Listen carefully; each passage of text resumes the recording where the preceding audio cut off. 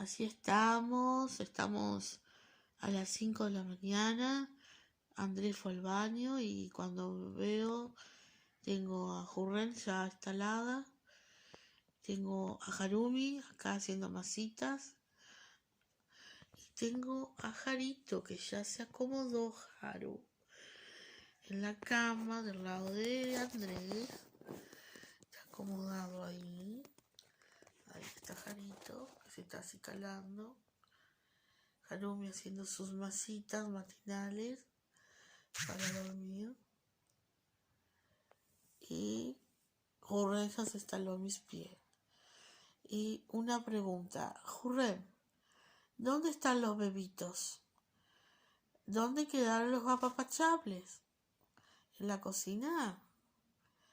¿En su camita están durmiendo los bebitos? Harumi, vos que sos la tía, pregunta, ¿dónde están los bebitos? ¿Hay sus bebitos? Ella. Y Jarito, ya está acomodado y va a dormir en la cama la madre, porque cree que Andrés